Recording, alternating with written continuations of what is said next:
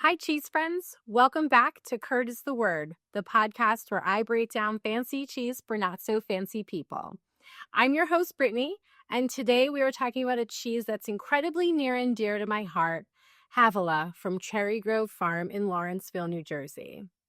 As many of you may know or may not know, I actually got my start in the cheese industry at Cherry Grove Farm.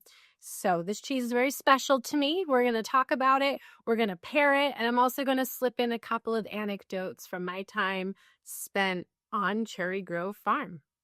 It all started back in 2022 when I noticed a job for a different dairy farm in New Jersey. I think the job was titled like cheese operations specialist. And I had just begun, my journey into cheese and didn't know what I wanted to do. And I applied for this job. I wrote them this email saying, "Hi, my name is Brittany. I'm looking to leave corporate America. I love cheese. I love animals. I just want to help out and work." And got rejected right away. So as I was telling my hairdresser this story, she looked at me and said, "But aren't there other dairy farms in New Jersey?" And I swear this thought never even crossed my mind. I put so much effort into this email I sent to them that it was literally just like one track. I had to work at this dairy farm or bust.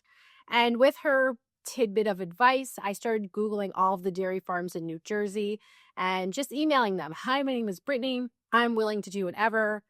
I just want to work with cheese. I want to work on a farm. It's not my usual MO. I have no experience." And kind of like wet pasta, I just threw them all to a wall, and Cherry Grove was the one that stuck. They completely took me under their wing. I did so many random odd jobs for them. I made cheese. I organized their office. I taught mozzarella making classes. I ran a couple farmers markets for them. I swapped out the water for the baby cows. I fed the goats. I just was so happy to be on a farm after so many years of sitting behind a desk that it was truly, truly life-changing. So now that you know why Cherry Grove has such a soft spot in my heart, let's get into Havilah. Havilah is Cherry Grove's Alpine-Style raw cow's milk cheese. The cows are grass-fed. They're all living on the pasture on the farm in Lawrenceville. And it's deeply tied to each season. So they only make this cheese from May to October when the cows are eating the spring and summer pasture, which also contributes to its very yellow color, as we can see. Look at that. She's gorgeous. Couple of tyrosine crystals in there too. Actually, when the cows are done milking for the year, they have an annual cow parade where they bring the cows down from the farms and they get to wear these beautiful flower necklaces. And if this is sounding somewhat familiar to my Aso episode, guess what? You're absolutely right. These cows get a break. Because of this time frame when it comes to making the cheese, this cheese is a specific representation of the land itself. And yes, there's more to New Jersey than just mafia and bagels. In fact, every season we sometimes get a slight variant of the cheese. And I remember when I was, I think coming back from a farmer's market or just happened to be there one Friday afternoon, we decided to taste one of the wheels of Havilah at the time and kind of go around in a circle and say a couple of words as to what the cheese tasted like. And I'm telling you, I was very, very new in the cheese world. And people were saying things like pineapple, toasted nuts. And I was just kind of like, I don't know, this just tastes like really good cheese to me. Also, you've only given me one small piece, so where's the rest of it? And this was my first experience ever where someone actually took a tea iron into the wheel, turned it, pulled it out, and then covered it back up, which is something that happens to cheese while it's aging, so you can make sure the cheese is on the right trajectory to become what it needs to become. And I was just absorbing it all. I was taking it all in. I just remember hearing all these words and these flavors. No idea that I was going to end up with a podcast where I talk about the same thing. But it just, that moment in time, we were just standing in the back room of their farm store, just talking about cheese. And I couldn't believe that everyone had such a unique representation of their own palate, per se. Whereas someone was like, "Oh, it tastes like this," and everyone else just agreed. It was actually like a very constructive conversation about something that is so individualized, I guess. And I will never forget that moment because it clearly left a lasting impression to the point where I just want to taste cheese for a profession. So as I said before, this cheese has a beautiful yellow color. As I mentioned before, we noticed that this cheese has a beautiful golden yellow hue. I believe Crayola would call this probably goldenrod if we were to give it a crayon color. And that is because the cows on this New Jersey farm are Jersey cows. Insert a couple lyrics from Alanis Morissette's Ironic here. Jersey cow's milk tends to be really rich in beta carotene, which is actually stored in their milk fat, which is the result is giving us this yellow color. Fun cheese trivia fact, when goats are milked, their beta carotene intake is actually transformed into a colorless vitamin A, which is also why goat's milk cheese tends to be super white in color. I can also let you in on a fun cheese tip. Any kind of yellow cheese, yellow artisanal cheese made from Jersey cows, it's usually a great sign right away that you're about to indulge in a high quality cheese. It's funny, as I'm telling you all this information about cow's milk and goat's milk and beta carotene, I'm also like, I hope I can retain all of this because I am planning to take my certified cheese professional exam this summer, and I know that's an important part of it. Okay, Havilah. I said it before, this is an Alpine-style cheese, and for those of you who are unaware of what that is, we can go back to my favorite context clues. The word Alp is in there, so right off the bat, you know there's going to be some rich, traditional Alpine cheese style making happening here. If you're confused on that, I do have an episode called It's Not Scary, It's Just Dairy, the Swiss, where I break down a couple different Alpine-style cheeses so you can understand what the concept is. This cheese also has a really gorgeous, how disgusting am I just touching this? But check out this natural rind. This literally is like flavors of the earth. Again, this is completely edible. It's totally up to you whether or not you choose to eat it. I like to eat it with a piece of the paste on the inside to kind of mellow out that super earthy, flavors of Lawrenceville, New Jersey. However, if you don't like it, you are more than welcome to toss it. You can feed it to your dog. You can cook with it, but that's a whole nother category for another day. So here we have the OG Havilah, which has been aged about 8 to 13 months. However, they also have another Havilah called Havilah Reserve, and that's usually aged between like 16 to 24 months. And with the raw cow's milk cheese, the only difference between the reserve and the regular is really just the complexity of the flavors. How deep do they go? When it's aged for longer, sometimes you get different notes of things. Sometimes you get a deeper taste of, the earth, the toasted nuts, the pineapple, whatever that may be. And what's great is that they have two different Havilahs, as Havilah is one of their oldest cheeses in the line. It's kind of their pride and joy of Cherry Grove. As someone with some Cherry Grove farm experience on her resume, I'm a little bit embarrassed to admit that I had no idea what Havilah was. However, the cheesemakers let me in on a little tip. Havilah is actually the biblical land featured in the book of Genesis in the Old Testament. It is the land of richness, of abundance. Sometimes it's referred to as the land of gold. So you can kind of see why we are using this with a very goldenrod type of cheese.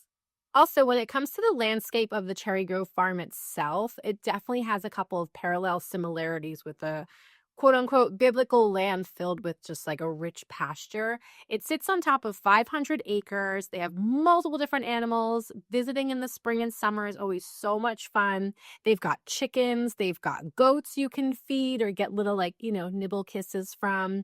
They usually have their baby cows you can go visit. They have their mama cows you can see.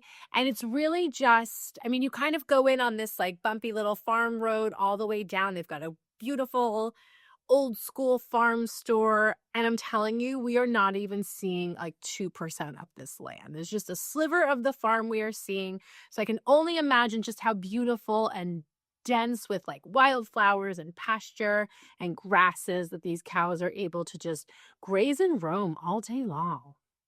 Over the years, Havilah has earned a slew of awards. We've got Good Food Awards, we've got American Cheese Society Awards, and last year, both Havilah and Havilah Reserve placed in the World Cheese Awards. Now, if you haven't been able to guess or know this about me, I was raised in New Jersey, I still live in New Jersey, and Jerseyans are known for their pride.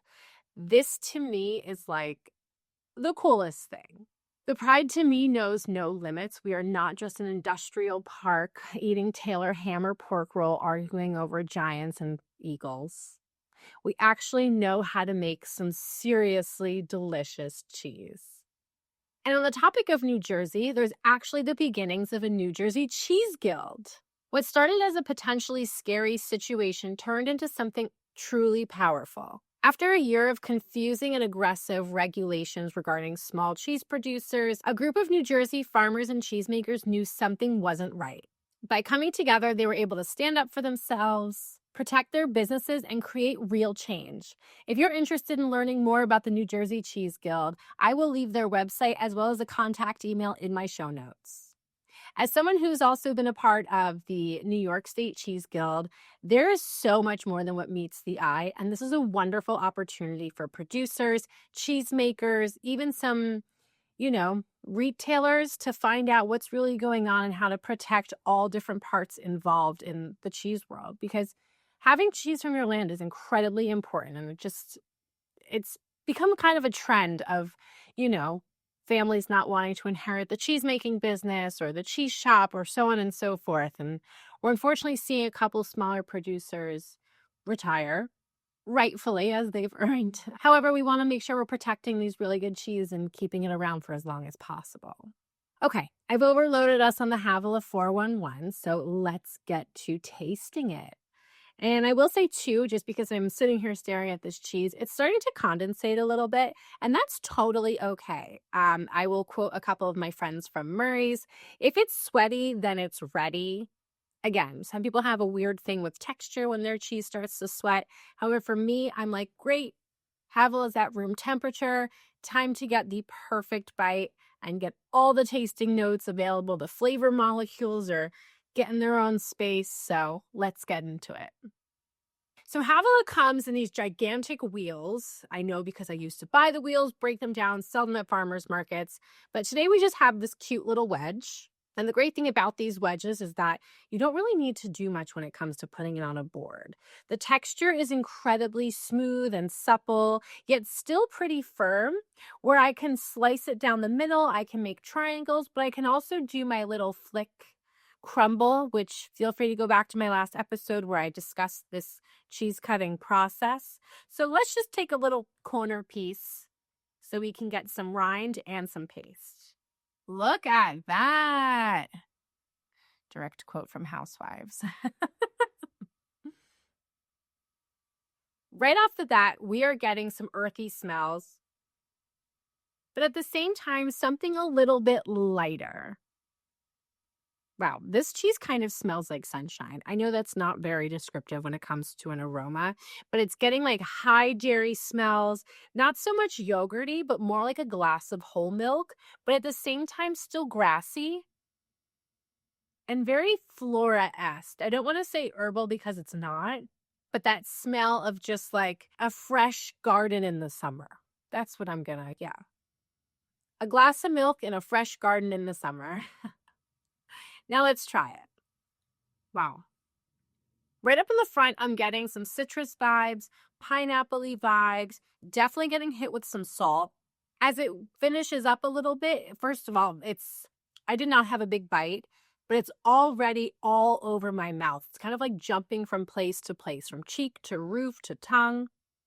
And I'm getting kind of a roasted nut, yet very meaty kind of flavor. Maybe it's from the salt. I'm not sure. It's really hanging out.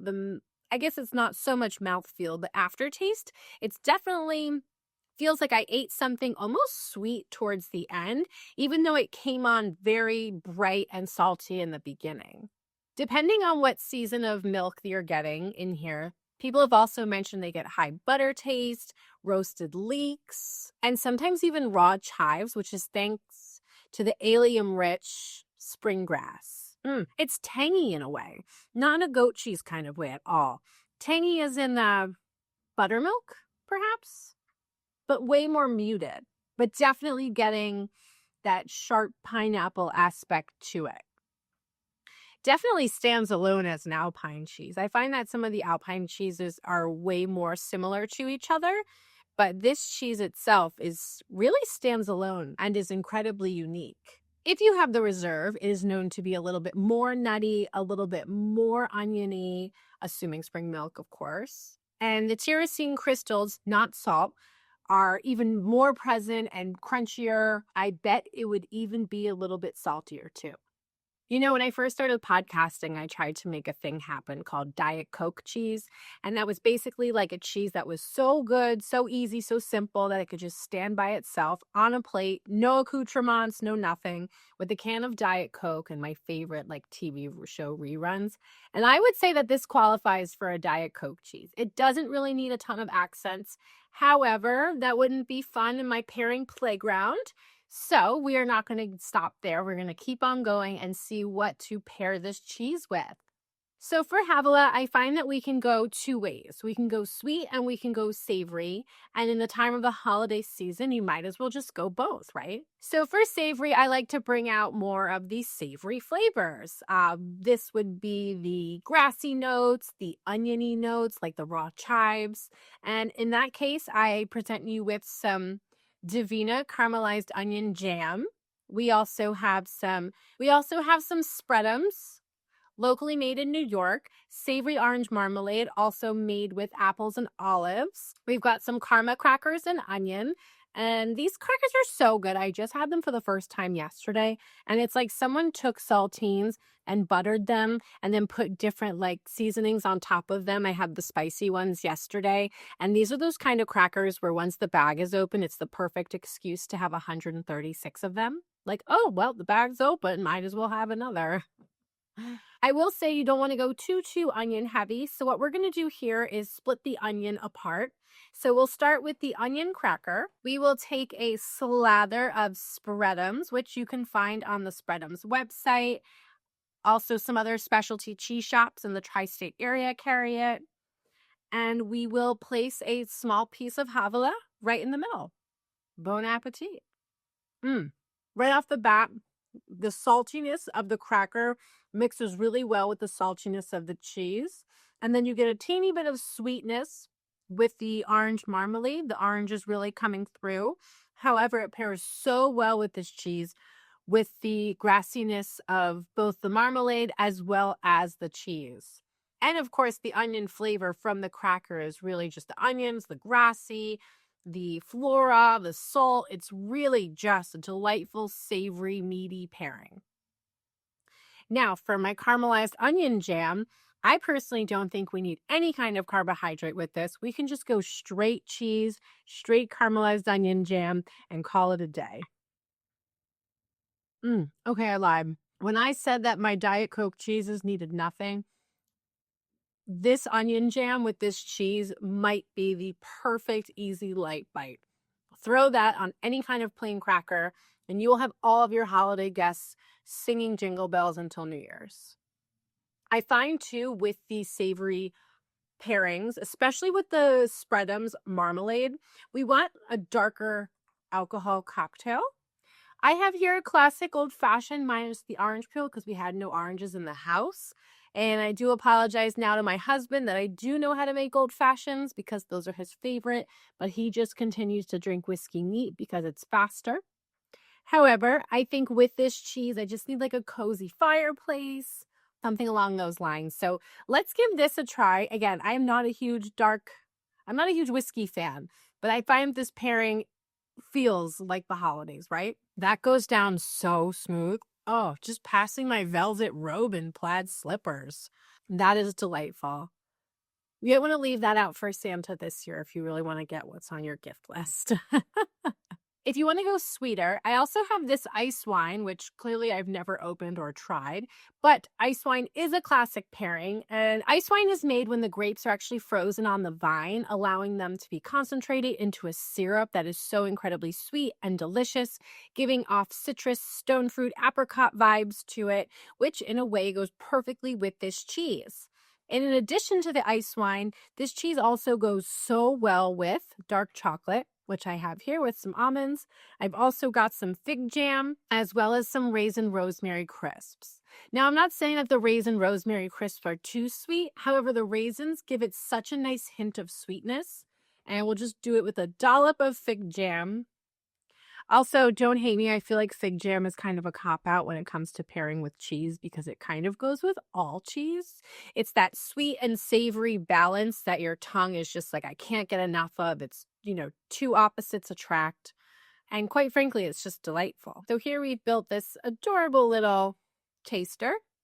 The cheese kind of takes on a very creamy, sweet, buttery vibe when you pair it with sweeter foods. I also find that the rosemary in these crisps really highlights the grassy notes of the cheese, and then the raisin, the fig get together, and it's like the Havilah is the glue that bridges the salty and sweet together. Oh shoot, I forgot the chocolate. I guess we'll have to cut another piece. I think in this case, I'm just going to do straight cheese and chocolate, which, by the way, cheese and chocolate, coffee and cheese, these are really, really good pairings. I personally love to teach cheese tasting class at a brewery because I use chocolate stouts with blue cheese, and it kind of gives this Oreo milkshake effect. You have to try it to believe it. This is a fun one. I think the piece of chocolate I just ate was a little too big because it's overpowering the cheese a little bit, but we're getting super salt for the almond and the salt for the cheese is going together so well. And the bitterness of the dark chocolate is really helped balancing out this entire flavor. Definitely tastes better when the piece of chocolate is smaller. And it's like the Havilah takes on this buttery effect of the chocolate, making it just even smoother. Yeah, balancing out the bitterness of the chocolate, adding some extra salt. Delightfully fun pairing. Great for when you're pulling out your cheese course as dessert. That's a fun way to get people, to eat like the French. And of course, you can absolutely taste and pair your Havilah with something other than alcohol. I have here a Harney and Sons Celebration Tea, which is a fruit and nut tea blend, also highlighting the fruit of the cheese and, the nuttiness of the cheese all coming together. That's so good. I actually once went to a cheese and tea pairing class at the Random Tea Room in Philadelphia, Pennsylvania, hosted by the Random Tea Room and Madame Fromage. And one of the teas that she used was a Lapsang Souchong, which is an incredibly smoky tea. And I think that would go really, really well with this and with the Havilah Reserve as well. Just bringing out those, salty, umami flavors together. My tea really brings out the nuttiness of the cheese, and it's kind of similar to how the savory orange marmalade brings out the, fruitier notes of the cheese. Again, we got some citrus, and now this is more giving like apple orangey vibes to it. It's really just delightful pairing. And I do love tea with cheese because I find that the cheese is saltier and tea is, brewed water with tea leaves.